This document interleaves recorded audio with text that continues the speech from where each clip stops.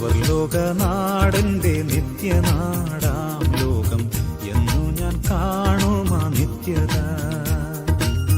ഹായൻ പ്രേമമേ ഹാമേ ലോകമേ, ഹായൻ പ്രേമമേ ഹാമേ ലോകമേ എന്നു ഞാൻ കാണുമാ നിത്യത, എന്നു ഞാൻ കാണുമാ നിത്യത. Praise the Lord. ഗ്രേസ് മിനിസ്ട്രീസിൻ്റെ സ്വാതന്ത്ര്യ സന്ദേശമെന്ന ഞങ്ങളുടെ TV പ്രോഗ്രാമിലേക്ക് ആദരണീയരായ ഞങ്ങളുടെ എല്ലാ പ്രേക്ഷകരെയും ദൈവനാമത്തിൽ സന്തോഷപരസ്പരം സ്വാഗതം ചെയ്യുകയും എല്ലാവർക്കും ഞങ്ങളുടെ വന്ദനം അറിയിക്കുകയും ചെയ്യുന്നു. ഈ വചനത്താൽ നിങ്ങൾക്കൊരു വിടുതലുണ്ടാകട്ടെ എന്ന് ആഗ്രഹിക്കുകയും പ്രാർത്ഥിക്കുകയും ചെയ്യുന്നു. നിങ്ങളും ഞങ്ങളോട് ചേർന്ന് പ്രാർത്ഥനയോടെ അല്പസമയം മനഃപൂർവ്വമായി മനസ്സോടെ സഹകരിക്കുക, സംബന്ധിക്കുക, ശ്രദ്ധിക്കുക. ദൈവം നിങ്ങളെ സഹായിക്കട്ടെ, അനുഗ്രഹിക്കട്ടെ. നമ്മുടെ ഇന്നത്തെ ചിന്ത 3 പേർ ഒരുമിച്ചുള്ള ഒരു അന്ത്യയാത്ര. ആ സമയത്ത് മരണത്തെ തൊട്ട് മുമ്പ് അവർ പറഞ്ഞ മൊഴി കേൾക്കാതിരിക്കരുത്. അവർ 3 പേരും സംസാരിച്ചു. 3 പേരുടെയും പ്രധാനപ്പെട്ട മൊഴി രേഖപ്പെടുത്തിയിട്ടുണ്ട് ബൈബിളിൽ. അത് നമുക്ക് നോക്കാം. 2 എപ്പിസോഡുകളിലായിട്ട് അത് നിങ്ങളുടെ മുമ്പാകെ പറഞ്ഞു തീർക്കാം വിചാരിക്കുന്നു. ചുരുക്കി നിങ്ങൾ അതിനോട് സാധകാത്മകമായി സഹകരിക്കുക, പ്രതികരിക്കുക.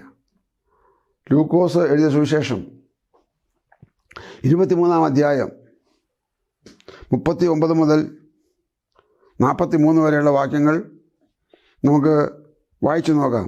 തൂക്കിയ ദുഷ്പ്രവൃത്തിക്കാരിൽ ഒരുത്തൻ, നീ ക്രിസ്തു അല്ലയോ, നിന്നെ തന്നെയും ഞങ്ങളെയും രക്ഷിക്ക എന്ന് പറഞ്ഞ് അവനെ ദുഷിച്ചു.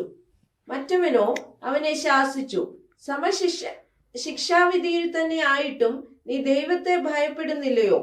നാമോ ന്യായമായിട്ട് ശിക്ഷ അനുഭവിക്കുന്നു, നാം പ്രവർത്തിച്ചതിന് യോഗ്യമായതല്ലോ കിട്ടുന്നത്. ഇവനോ അരുതാത്തതൊന്നും ചെയ്തിട്ടില്ല എന്ന് പറഞ്ഞു. പിന്നെ അവൻ, യേശുവേ, നീ രാജ്യത്വം പ്രാപിച്ചു വരുമ്പോൾ എന്നെ ഓർത്തുകൊള്ളണമേ എന്ന് പറഞ്ഞു. യേശു അവനോട്, ഇന്ന് നീ എന്നോടുകൂടെ പറുദീസയിൽ ഇരിക്കും എന്ന് ഞാൻ സത്യമായി നിന്നോട് പറയുന്നു എന്ന് പറഞ്ഞു. Praise the Lord.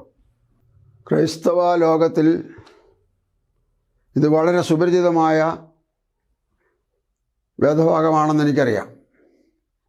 പക്ഷെ ദൈവാത്മാവ് എന്നോട് അന്ത്യയാത്രയുടെ കാര്യത്തിൻ്റെ സ്വഭാവത്തെ പറ്റി, പുത്തനായിട്ടെന്ന് പറഞ്ഞാൽ പുതിയതായിട്ട്,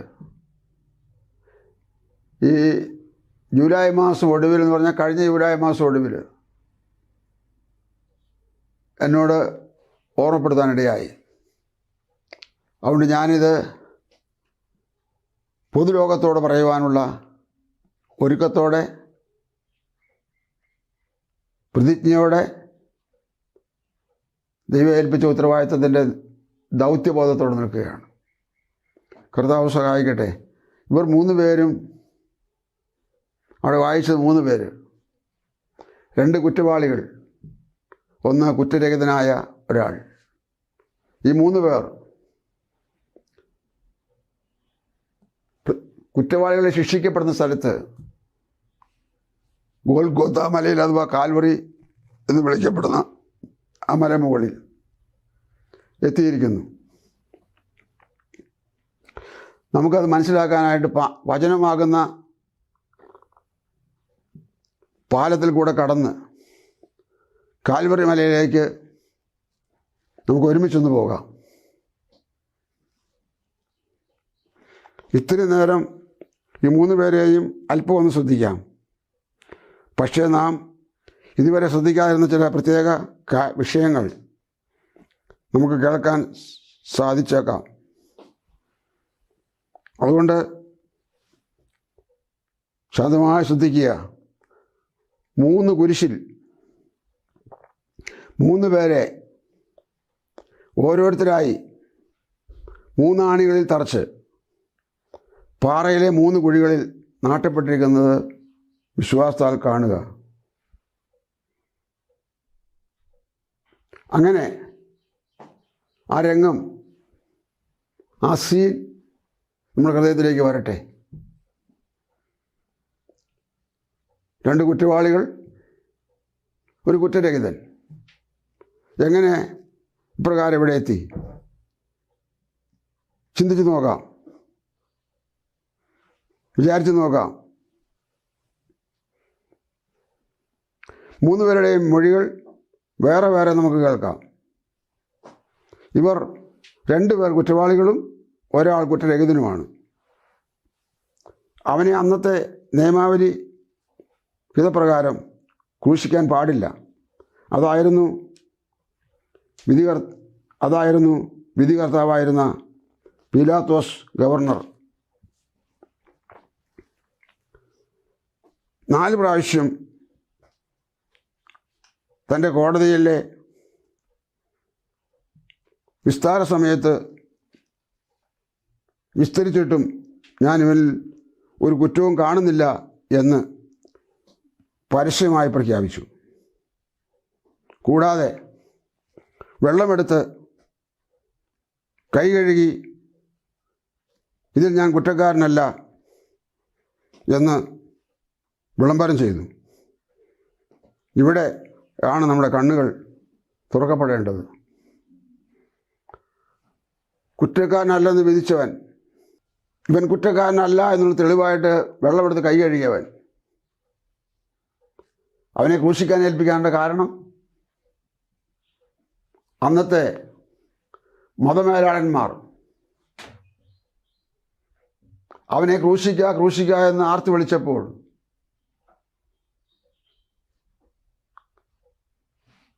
ന്യായാധിപതിയായ വിധികർത്താവിന് തോന്നി ഇതൊരവസരമാണ്. ഇവരെ എല്ലാവരെയും പ്രീതിപ്പെടുത്തിയാൽ എനിക്ക് മുന്നോട്ട് പോകുന്നതിന് തടസ്സം കൂടാതെ പൊതുസ്വീകാര്യത ലഭിച്ചെങ്കിലോ.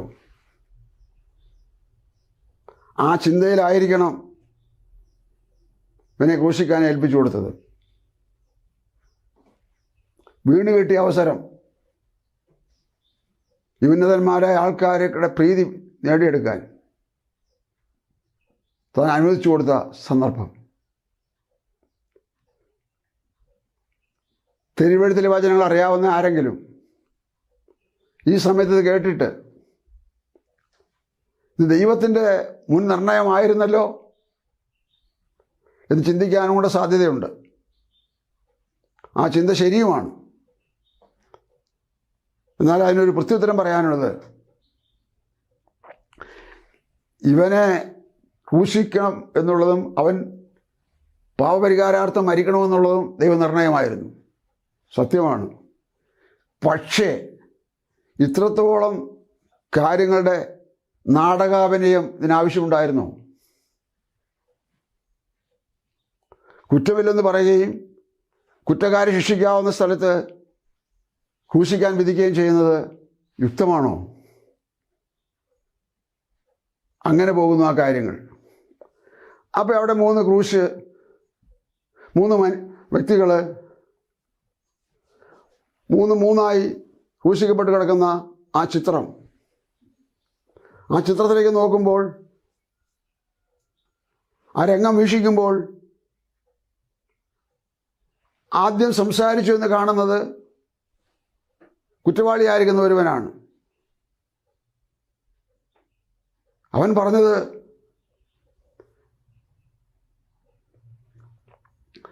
ആ വാക്യത്തിലുണ്ട്. ഒന്നുകൂടി നോക്കാം ആ വാക്യം, 39-ാമത്തെ വാക്യം. തൂക്കിയ ദുഷ്പ്രവൃത്തിക്കാരിൽ ഒരുത്തൻ, നീ ക്രിസ്തു അല്ലയോ, നിന്നെ തന്നെയും ഞങ്ങളെയും രക്ഷിക്കുക എന്ന് പറഞ്ഞ് അവനെ ദുഷിച്ചു. യേശുവിനെ ദുഷിച്ചു. അവൻ്റെ സംസാരമാണ്, അല്ലെങ്കിൽ മൊഴികളാണ് ആദ്യം ബൈബിളിൽ കാണിച്ചിരിക്കുന്നത്. യേശുവിനെ ദുഷിച്ചുകൊണ്ട് പറയുന്നു,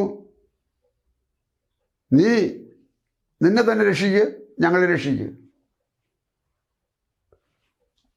ആ പ്രസ്താവനയ്ക്കാണ് ദുഷിച്ചു എന്ന് എഴുതിയിരിക്കുന്നത്.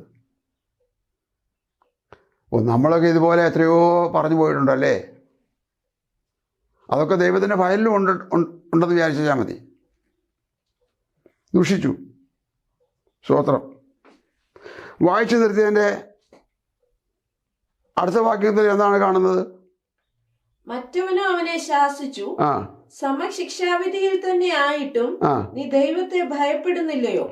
അവന്റെ പേരിൽ ഇവൻ ചോദിച്ച ഒരു ചോദ്യം, എൻ്റെ സ്വന്തം ഭാഷയിൽ പറഞ്ഞാൽ ഒരേ തരം കുറ്റം ചെയ്ത് കുറ്റത്തിൽ കിടക്കുന്ന നേരത്ത് ഇവന് രണ്ട് കാര്യം അവനെ ഇങ്ങനെ ചോദ്യം ചെയ്യാൻ പാടുണ്ടോ? ഒന്ന്, നീ ദൈവത്തെ ഭയപ്പെടുന്നില്ലേ?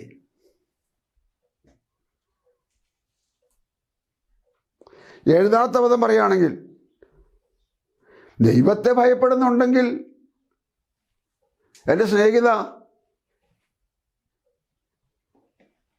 അവൻ യേശുവിനെ ദുഷിക്കുമോ? താങ്കൾ എന്തുകൊണ്ട് യേശുവിനെ ദുഷിക്കുന്നില്ല? അതിനർത്ഥം ഇത്രയല്ലേ ഉള്ളൂ, ഞാൻ ദൈവത്തെ ഭയപ്പെടുന്നു. ഏതായാലും ഇതൊരു അന്ത്യയാത്രയല്ലേ, പറയാവുന്നതെല്ലാം പറഞ്ഞോളി. ഇനി പറയാൻ സമയം കിട്ടത്തില്ലല്ലോ. വിധി ക്രൂശിൽ തൂക്കി കൊല്ലുക എന്നുള്ളതല്ലേ. എന്നാൽ ഈ മനുഷ്യൻ്റെ രണ്ട് സന്ദേശങ്ങൾ അഥവാ മൊഴികൾ ക്രൂശിൽ കിടക്കുന്ന സമയത്ത് പറഞ്ഞത് വിടാതെ പരിശുദ്ധാത്മാ പിടിച്ച് അത് രേഖയാക്കി. ഞാൻ പലപ്പോഴും ചിന്തിക്കുകയും പ്രാർത്ഥിക്കുകയും ചെയ്ത് നോക്കിയിട്ടുണ്ട്. ഈ കുറ്റവാളികൾക്ക് പറയുന്ന കാര്യങ്ങൾ എന്തിനാണ് ഈ ശുദ്ധ ബൈബിളിൽ രേഖപ്പെടുത്തുന്നത്? ബോധ്യം വരുന്ന മറുപടി, ഒരു കാര്യത്തെക്കുറിച്ച് പൊതുവിൽ അറിയിക്കുമ്പോൾ അവിടെ നടന്ന സംഭവത്തിൻ്റെ യാഥാർത്ഥ്യ രൂപം വെളിപ്പെടുത്തുക എന്നുള്ളത് ദൈവത്തിൻ്റെ നീതിയാണ്.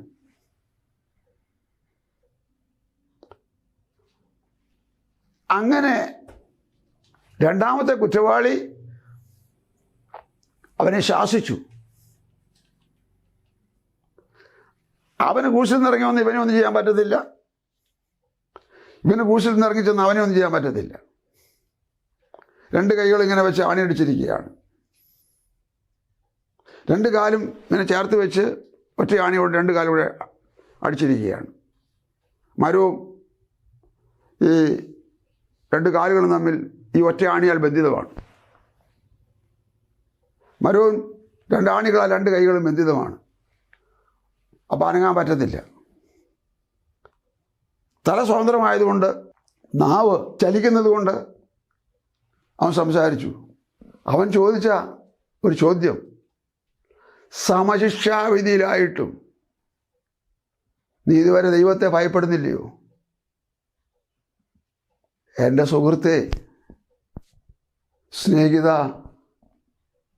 സഹോദര, അവൻ്റെ ആദ്യ വാചകം കേട്ടോ? നീ ദൈവത്തെ ഭയപ്പെടുന്നില്ലേ എന്ന് പറഞ്ഞാൽ അല്പമെങ്കിലും ശരിയായ ബോധമുണ്ടെങ്കിൽ ബോധമുള്ളവരെല്ലാം പാലിക്കേണ്ടതായ, സ്വീകരിക്കേണ്ടതായ, നിലനിർത്തേണ്ടതായ ഇത്തം പ്രഥമമായിട്ടുള്ള ഒരു പ്രധാന വസ്തുതയാണ് സൃഷ്ടാവാൻ ദൈവത്തെ ഭയപ്പെടുക എന്നുള്ളത്.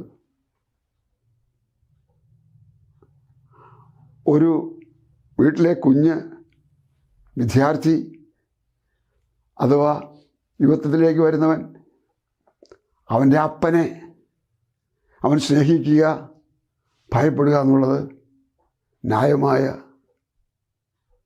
ഒരു മര്യാദ വശമാണ്. പ്രകൃതി പോലും അത് മനുഷ്യനെ പഠിപ്പിക്കുന്ന വശമാണ്. ഒരിക്കലൊരു വിദ്യാർത്ഥി എൻ്റെ അടുത്ത് പ്രാർത്ഥിക്കാൻ വന്നു, അമ്മയും ആയിട്ട്. ഞാൻ ആ കുട്ടിയോട് ചോദിച്ചു, ദൈവം നിനക്ക് നൽകിയിരിക്കുന്ന ഒരു ഓഫർ പറയാം, കേൾക്കാൻ ഇഷ്ടമുണ്ടോ? ആ, കേൾക്കാൻ മനസ്സാ. പ്രാർത്ഥിക്കാൻ വന്നാലേ ഞാൻ എന്നാ പറഞ്ഞാലും കേൾക്കാൻ തയ്യാറായിട്ടുള്ള നിനക്ക്. ശരി. ഞാൻ ആ വേദഭാഗം എടുത്ത് വായിച്ചു. മക്കളെ, നിങ്ങൾ നിങ്ങളുടെ അമ്മയപ്പന്മാരെ ബഹുമാനിക്കുക, അനുസരിക്കുക. എന്നാൽ അവൻ നിങ്ങൾക്ക് ദീർഘായുസ്സും നന്മയും തരും. കൊച്ചിന് സന്തോഷമായി. ഏതായാലും ആകട്ടെ, ഞങ്ങൾ വീട്ടിലുള്ളവരും അമ്മയും മകളുമായി വന്നവരുമായ അമ്മകൾക്ക് വേണ്ടി പ്രാർത്ഥിച്ചയച്ചു. ആ പരീക്ഷയിൽ ഒരു നല്ല റിസൾട്ട് ആ കൊച്ചിന് കൊടുത്തു. മാതാപിതാക്കളെ ബഹുമാനിക്കുന്ന ഒരു രീതി പ്രകൃതി പോലും മനുഷ്യനെ പഠിപ്പിക്കുന്നത്. ഞാൻ പറഞ്ഞതിൽ താല്പര്യം മനസ്സിലാക്കുവാൻ നിങ്ങളെ സഹായിക്കട്ടെ. ഇത്രയും പീഡനമായ അല്ലെങ്കിൽ ഇത്രയും മരണാസന്നമായ സമയത്തെങ്കിലും നിനക്ക് ദൈവത്തെ ഭയമില്ലല്ലോ. ദൈവത്തെ ഭയമില്ലല്ലോ. ദൈവത്തെ ഭയം ഉള്ള ഒരാൾ അവരുടെ സംസ്ഥാനത്തെയും ഭയപ്പെടും, അവരുടെ ഭരണാധിപന്മാരെ ബഹുമാനിക്കുകയും ഭയപ്പെടുകയും ചെയ്യും. പോലീസിനെയും ഡിപ്പാർട്ട്മെൻ്റ് ആൾക്കാരെയും മേൽഘടകത്തിലുള്ള ഉദ്യോഗസ്ഥന്മാരെയും ഒക്കെ ഭയപ്പെടുകയും ബഹുമാനിക്കുകയും ചെയ്യും. ഈ സന്നിഗ്ധ ഘട്ടത്തിലും അവൻ ദുഷിച്ചു എന്ന് എഴുതിയേക്കണ കണ്ടോ? ദുഷ്ടൻ്റെ തനതായ തലവാത്. അതാണ് പരിശുദ്ധാത്മാ രേഖയാക്കിയത്. ഈ പാഠം കർത്താവ് എന്നെ പഠിപ്പിച്ചപ്പോൾ എൻ്റെ പുറകിലുള്ള ആയുഷ്കാലത്തെ, ഓർമ്മയുള്ള കാലം മുതലുള്ള സമയത്ത് ഞാനൊന്ന് പരിശോധിച്ച് നോക്കി, അഥവാ വിലയിരുത്തി. അപ്പോൾ അധികം കുറ്റബോധമൊന്നും ഇല്ലെങ്കിലും ഒന്നുകൂടെ രൂപാന്തരപ്പെടുവാൻ, നന്മയും പ്രസാദവും പൂർണ്ണതയുമുള്ള ദൈവഗീതം ഇന്നതെന്ന് തിരിച്ചറിയേണ്ടതിന് മനസ്സ് പുതുക്കി രൂപാന്തരപ്പെടുവാൻ ഒന്നുകൂടെ സമർപ്പിക്കാനിടയായി. അവന് ദൈവഭയമില്ലല്ലോ. അപ്പം ആ ഒരു ചിന്തയോടുകൂടെ അല്ലെങ്കിൽ വാക്കോടുകൂടെ ഇവൻ അവനെ ശാസിച്ചു. ആ ഭാഗം തീരുന്നു. ഇവൻ്റെ രണ്ടാമത്തെ മൊഴി എന്ന് പറഞ്ഞാൽ ദൈവത്തെ ഭയപ്പെടണമെന്ന് പറഞ്ഞവനായ രണ്ടാമത്തവൻ്റെ മൊഴി പേര് കൃത്യമായിട്ടൊന്നും രേഖപ്പെടുത്തിയിട്ടില്ല എന്നതുകൊണ്ട് ആധികാരികമായി പറയുന്ന പ്രസ്താവനകളും സന്ദേശവും ആയതുകൊണ്ട് ഞാൻ പേര് അവർ തിരഞ്ഞു പോകുന്നില്ല. ഇടത്തും വലത്തും 2 പേർ, നടുവിൽ ഒരാൾ. ആ നടുവിൽ കിടക്കുന്ന ആളുടെ പേർ യേശു എന്നാണ്. ആ യേശു നടുവിൽ കിടക്കുന്നു, ഒന്നും മിണ്ടുന്നില്ല. ഇവർ രണ്ടുപേരും സംസാരിക്കുന്നു. ഇവർ രണ്ടുപേരും സംസാരിക്കുമ്പോൾ ഇവൻ്റെ സ്വരം അവന് കേൾക്കാം, അവൻ്റെ സ്വരം ഇവനും കേൾക്കാം. അതാണല്ലോ അവൻ ദൈവത്തെ ദുഷിച്ചു എന്ന് ഇവൻ കേട്ടത്. അതാണല്ലോ ഇവൻ പറഞ്ഞത് അവൻ കേട്ടത്. ഇരിക്കട്ടെ. അപ്പോൾ ഇവൻ രണ്ടാമത്തവൻ്റെ അടുത്തേക്ക് വരിക. രണ്ടാമത്തെ അടുത്തേക്ക് വരുമ്പോൾ ഒന്നാമത്തെ മൊഴി കൂട്ടുകാരനോട് നല്ലതേത് തീയതേത് എന്ന് പറഞ്ഞു കൊടുത്തു. അനുഗ്രഹമേത് ശാപമേത് എന്ന് പറഞ്ഞു കൊടുത്തു. അത് എൻ്റെ ദൗത്യം നിവർത്തിച്ചു. എന്തുകൊണ്ട്? അവന് ദൈവഭയമുണ്ട്. അവൻ നടുവിൽ കിടക്കുന്ന യേശുവിനെ അംഗീകരിക്കുന്നവനാണ്. വാക്യം 41 വായിക്കാമോ? നാമോ ന്യായമായിട്ട് ശിക്ഷ അനുഭവിക്കുന്നു, നാം പ്രവർത്തിച്ചതിന് യോഗ്യമായതല്ലോ കിട്ടുന്നത്. ഇവനോ അരുതാത്തതൊന്നും ചെയ്തിട്ടില്ല എന്ന് പറഞ്ഞു. പിന്നെ അവൻ, യേശുവെ, നീ രാജ്യത്വം പ്രാപിച്ചു വരുമ്പോൾ എന്നെ ഓർത്തുകൊള്ളണമേ എന്ന് പറഞ്ഞു. യേശുവിൻ്റെ ക്രൂശീകരണ സമയത്ത് ഇടത്തും വലത്തും എന്ന പോലെ കിടക്കുന്ന 2 പേരിൽ ഒരാൾ പറയുന്നു, ഇവൻ കുറ്റരഹിതനാണ്. അവൻ്റെ വിധിക്ക് അവിടെ പ്രസക്തിയൊന്നും ഇല്ലെങ്കിൽ കൂടെ ദൈവഭയമുള്ളവൻ അറിയാം യേശു ആരാണെന്ന്. മനസ്സിലാകുന്നുണ്ടോ? അവന് ദൈവഭയം ഉണ്ടായിരുന്നു. അതുകൊണ്ടാണ് അവൻ മറ്റൊരാളോട് ചോദിച്ചത്, നീ ദൈവത്തെ ഭയപ്പെടാത്തതെന്തെന്ന്. ദൈവഭയമുള്ളവൻ പറഞ്ഞു, ഇത് നമുക്ക് കിട്ടിയ ശിക്ഷ യോഗ്യമായതാണ്, ന്യായമായതാണ്, നീതിയായതാണ്, അർഹതപ്പെട്ടതാണ്. പക്ഷെ ഇവൻ അതൊന്നുമല്ല, അർഹതപ്പെട്ടതല്ല, യോഗ്യമായതല്ല, അരുതാത്തതാണ്. ഇവന് കിട്ടിയിരിക്കുന്ന അരുതാത്തതാണ്. ആ രീതിയിൽ ആ ക്രൂശിൽ ആ വിധത്തിൽ പീഡനം സഹിച്ച് കിടക്കുന്ന യേശുവിനെ ഓർത്തു നോക്കിയാൽ, ചിന്തിച്ച് നോക്കിയാൽ, എപ്പോഴോ ഒരിക്കൽ ഞാനിങ്ങനെ TV പ്രഭാഷണത്തിൽ പറഞ്ഞിട്ടുണ്ടെങ്കിൽ ഒന്നുകൂടി പറയുന്നത് നിങ്ങളത് പണ്ട് പറഞ്ഞതാണെന്ന് വിചാരിച്ച് കളയണ്ട. അവൻ ആ ക്രൂശിൽ കിടന്നുകൊണ്ട് പ്രാണനെ വിടുമ്പോൾ ഈ ലോകം മുഴുവനും ഭൂമി കുലുങ്ങി. ഭൂമി അറിഞ്ഞല്ലോ ഇവിടെ എന്തോ സംഭവിച്ചെന്ന്. ആ കുന്നിൻ മുകളിൽ എത്ര പേരെ ശിക്ഷിക്കപ്പെട്ടിട്ടുണ്ടാവും അപ്പോഴേക്കും? അപ്പോഴൊന്നും ലോകം ഭൂമി കുലുങ്ങിയില്ലല്ലോ. മറ്റൊന്ന്, 3 മണിക്കൂർ നേരം സൂര്യൻ അസ്തമിച്ച് പണി മുടക്കിയല്ലോ. അത് ഇരുട്ടായി പോയല്ലോ. നമ്മൾ ബൈബിളിൽ വായിക്കുന്ന പ്രകാരമുള്ള സമയമല്ല യഹൂദൻ്റെ സമയം. 6 മണി നേരം മുതൽ 9 മണി നേരം വരെ ദേശത്തല്ല ഇരുട്ടുണ്ടായി എന്ന് പറഞ്ഞാൽ യഹൂദൻ്റെ 12 മണിയാണ് ഇവിടുത്തെ 6. നമ്മുടെ 12 മണിയാണ് യഹൂദൻ്റെ 6 മണി. അപ്പോൾ 6 മണി മുതൽ 3 മണി വരെ ദേശത്ത് ഇരുട്ടുണ്ടായെന്നാണ് അതിനർത്ഥം. പകൽ 12 മണി മുതൽ പകൽ 3 മണി വരെ സൂര്യൻ പണിമുടക്കി, അഥവാ ചന്ദ്രനും നക്ഷത്രങ്ങളും പണിമുടക്കി. നോക്കൂ, ഇരുട്ടുണ്ടായി, അന്ധകാരമുണ്ടായി. ആകാശമണ്ഡലം അറിഞ്ഞോ ഇവിടെ എന്തോ നടക്കുന്ന കാര്യം? ജലപ്രളയം നടന്നപ്പോൾ, യുദ്ധം നടന്നപ്പോൾ, ഭൂമി കുലുക്കം നടന്നപ്പോൾ, വലിയ വാഹനാപകടങ്ങൾ നടന്നപ്പോൾ, നൂറുകണക്കിന് ആയിരക്കണക്കിന് ആൾക്കാർ ഒരുമിച്ച് മരിച്ചപ്പോൾ സൂര്യൻ പണിമുടക്കിയിരുന്നോ?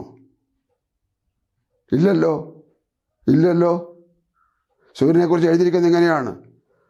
ദൈവം അവിടെ അവനൊരു കൂടാരം അടിച്ചിരിക്കുന്നു. സൂര്യൻ വീരനെ പോലെ തന്നെ ഓട്ടം ഓടുവാൻ സന്തോഷിക്കുന്നു. വാക്കുകളില്ല, ഭാഷണമില്ല, ശബ്ദം കേൾപ്പാനുമില്ല.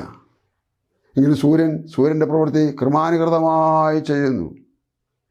കാരണം കൽപ്പന അങ്ങനെയാണ് അവനോട്. ഏത് കൽപ്പനയായാലും കൽപ്പിച്ച സൃഷ്ടാവ് തല കുനിച്ചപ്പോൾ, ക്രൂശിൽ കിടന്ന് കരഞ്ഞപ്പോൾ സൂര്യൻ ഇരുണ്ടുപോയി. ഞാൻ പറഞ്ഞു, ഭൂമി കുലുങ്ങി, സൂര്യൻ ഇരുണ്ടു, കരിമ്പാറകൾ തകർന്നു. പാറകൾ പിളർന്നു എന്നാ, കരിമ്പാറകൾ തകർന്നു. മത്തായി 27 ഒടുവിലത്തെ വാക്കുകളാണ് പറഞ്ഞുകൊണ്ടിരിക്കുന്നത്. കരിമ്പാറകൾ തകർന്നു. അടുത്തത് സ്തോത്രം, ശവക്കല്ലറകൾ ചിലതും പലതും തുറന്നു. അപ്പം സെമിത്തേരി അറിഞ്ഞല്ലോ, ഭൂമി അറിഞ്ഞല്ലോ, പാറകൾ അറിഞ്ഞല്ലോ. ദൈവാലയം നടുങ്ങി, വിറച്ചു. യഹൂദൻ്റെ ദൈവാലയം 70 അടി നീളവും 30 അടി വീതിയും 4 ഇഞ്ച് കനവുമുള്ള തിരശ്ശീല, 2 ആനക്കുട്ടികളിൽ നിന്ന് വലിച്ചാൽ കീറാത്ത തിരശ്ശീല, മുഖത്തിൻ്റെ അടിവളം 2ആയി ചീന്തിപ്പോയി. ദൈവാലയം അറിഞ്ഞില്ലേ സൃഷ്ടാവ് തലകൊനിച്ച കാര്യം? അടുത്തത്, അവനെ ക്രൂശിക്കാൻ കാര്യങ്ങളെല്ലാം സെറ്റ് ചെയ്ത് ലീഡ് ചെയ്ത ന്യായാധിപൻ ശതാധിപനായിരുന്നു. ശതാധിപൻ എന്ന് പറഞ്ഞാൽ 100 പേരുടെ അധിപൻ എന്നാണ്. 100 പേരുടെ അധിപനായ ശതാധിപൻ അഥവാ ന്യായാധിപൻ, അവനും അവൻ്റെ സംഘവും പേടിച്ച് വിറച്ച് ഒരു കാര്യം വിളിച്ചു പറഞ്ഞു, ഇവൻ ആയിരുന്നു സാക്ഷാൽ ദൈവപുത്രൻ, സത്യം. നോക്കൂ, ഇവന് പോലും പഴയ മനസ്സാന്നിധ്യത്തിൽ നിൽക്കാൻ കഴിയാതെ പുതിയ മനസ്സാന്നിധ്യത്തിലേക്ക് വരാൻ നിർബന്ധിതനായി. ഇവിടെ നിൽക്കുന്ന സ്ത്രീകൾ 8ാമത്തെ ടീമാണത്. അതിൽ കന്യാമറിയാമും ഉണ്ട്. നിങ്ങളാരും വായിച്ചാൽ കന്യാമറിയാമിനെ കാണുകയില്ല. ഞാൻ വായിച്ചാൽ കാണും. കാരണം കന്യാമറിയാമിൻ്റെ മക്കളുടെ പേരവിടെ എഴുതിയിട്ടുണ്ട്. അതുകൊണ്ടാണ്. അവരെല്ലാം ഏങ്ങി കരഞ്ഞു. എന്നാൽ അങ്ങനെ യേശു സ്വന്തം ചുമലിൽ തലചായ്ച്ചു പ്രാണനെ വിട്ടു. ആ വിധത്തിലുള്ള അങ്ങനെ പീഡനം സഹിച്ച, മുഖത്തെ രോമങ്ങൾ വലിച്ചു പറിച്ച, രക്തത്തുള്ളികൾ ഇറ്റിറ്റ് വീഴുന്ന ഈ യേശുവിനെ ആണ് ഒരു വശത്ത് കിടന്ന ഇവൻ ദുഷിച്ചത്. മറുവശത്ത് കിടന്ന അവൻ പറഞ്ഞത്, അവനെ ശാസിച്ച് പറഞ്ഞു. എൻ്റെ യേശുവിനോട് പറഞ്ഞു, യേശുവേ നീ പോകും എനിക്കറിയാം, പക്ഷേ നീ വരും എന്നെനിക്കറിയാം. മൂന്നാമതൊരറിവ്, നീ രാജ്യത്തെ സ്ഥാപിക്കുമെന്ന് അറിയാം. എന്നെ ഒന്ന് ഓർക്കുമോ? ചുരുക്കട്ടെ, ഒരുത്തൻ ദുഷിച്ചു, ഒരുത്തൻ പ്രാർത്ഥിച്ചു. ഒന്നുകൂടെ, ഒരുത്തൻ ദുഷിച്ചു, ഒരുത്തൻ പ്രാർത്ഥിച്ചു. ഒറ്റ വ്യക്തിയെ നോക്കിക്കൊണ്ട് 2 പേരുടെ 2 മെസ്സേജ്, അഥവാ 2 മൊഴികൾ, 2 തരം മൊഴികൾ. നമുക്ക് ഈ ചിന്ത ചുരുക്കാം, അവസാനിപ്പിക്കാം. ഏത് ടീമിൽ നമ്മൾ പെടും? ഒന്നുകിൽ നാം ദുഷിച്ചവരുടെ ടീമിലായിരിക്കും, അല്ലെങ്കിൽ പ്രാർത്ഥിച്ചവൻ്റെ ടീമിലായിരിക്കും. അതാണ് ഈ രേഖ എഴുതാണ്ടായ കാരണം. ലോകം ഇങ്ങനെയായിരിക്കും എപ്പോഴും. 2 സ്വഭാവം. കാഴ്ചയ്ക്ക് ഒരേ തരം ആൾക്കാർ, സ്വഭാവം 2. സ്വത്രം. അത് രക്ഷയെയും ശിക്ഷയെയും കാണിക്കുന്നതാണ്. ഒരിക്കലും ദുഷിച്ചവന് ആത്മരക്ഷയില്ല. എന്നാൽ ഏറ്റുപറഞ്ഞവൻ ആത്മരക്ഷയുണ്ടോ ഇല്ലയോ, അത് അടുത്ത ആഴ്ച. അവൻ്റെ 2ാമത്തെ മൊഴിയും നടുവിൽ കിടന്ന യേശുവിൻ്റെ പ്രതികരണവും അടുത്ത ആഴ്ച നമുക്ക് ഷെയർ ചെയ്യാമെന്ന് പറഞ്ഞ്, അതോടുകൂടെ ഈ എപ്പിസോഡ്, അഥവാ 3 പേരുടെ അന്ത്യയാത്രയിലെ മൊഴികൾ കേൾക്കാതിരിക്കരുത് എന്ന വിഷയത്തിൻ്റെ കോണ്ടക്സ്റ്റിൽ നിന്നുകൊണ്ട് പറയുന്ന 2 എപ്പിസോഡിൻ്റെ ബാക്കി ഭാഗം അടുത്ത ആഴ്ച കേൾക്കാം. അത് യേശുക്രിസ്തുവിൻ്റെ പ്രതികരണവും ഈ ഒരു ഭാഗത്തെ അംഗീകരിച്ചവൻ്റെ ഭാഗത്തെ 2ാമത്തെ മൊഴിയും നമുക്ക് പരിശോധിക്കാം. ആരും കേൾക്കാതിരിക്കരുത്, വിട്ടുകളയരുത്, അസൗകര്യം ഉണ്ടാകരുത്. തടസ്സമുണ്ടാക്കുന്ന പിശാചിൻ്റെ കയ്യിൽ നമ്മൾ വിടുതൽ പ്രാപിക്കണം. അതിനാണ് നിങ്ങളെ ഓർപ്പിച്ചും ഉദ്യമിപ്പിച്ചും നിർബന്ധിച്ചും കൊണ്ട് എൻ്റെ വാക്കുകളെ അവസാനിപ്പിക്കുന്നു. കർത്താവ് നമ്മളെ സഹായിക്കട്ടെ. ഒറ്റ വാക്കിൽ പ്രാർത്ഥിക്കാം. സ്വർഗീയ പിതാവേ, ഞങ്ങളുടെ രക്ഷകനായ യേശുവിൻ്റെ നാമത്തിൽ എൻ്റെ പ്രേക്ഷകരായ എല്ലാവർക്കും വേണ്ടി ദൈവത്തോട് പ്രാർത്ഥിക്കുന്നു. കർത്താവേ, പലതര പ്രശ്നപ്രയാസങ്ങൾ കൂടെ കടന്നു പോകുന്നവരാണ് അവർ. എന്നാൽ ഞങ്ങളാരും, അഥവാ അവരാരും കർത്താവേ ദുഷിച്ചവരുടെ കൂട്ടത്തിലാകാതെ വണ്ണം അംഗീകരിച്ചവനും പ്രാർത്ഥിച്ചവനുമായവൻ്റെ കൂട്ടത്തിൽ കർത്താവെ അവർക്ക് ഒരാവശ്യബോധമുള്ളവരായി, ശരിയായ ദിശ അറിയുന്നവരായി അവരെ തീർക്കണമേ, മാറ്റണമേ പ്രാർത്ഥിക്കുന്നു. അവരുടെ പ്രശ്നങ്ങൾ ചെറുതോ വലുതോ പുതിയതോ പഴയതോ ഏതായാലും ആ വിധമായിരിക്കുന്ന കുരുക്കിൽ നിന്ന്, ചുറ്റുപാടിൽ നിന്ന്, കർത്താവ് വേദനയുടെ സാഹചര്യങ്ങളിൽ നിന്ന് അവരെ വിടുവിച്ച് ആശ്വാസം നൽകണമേ, പ്രത്യാശ നൽകണമേ. അങ്ങനെ രാജ്യത്തിന് വേണ്ടി അവരെ പേർചൊല്ലി ഒരുക്കണമേ. വേഗം വരുന്ന വിശുദ്ധരെ ചേർക്കാൻ വരുന്ന യേശു ക്രിസ്തുവിൻ്റെ ധന്യമായ നാമത്തിൽ തന്നെ. ആമേൻ, ആമേൻ. നന്ദി.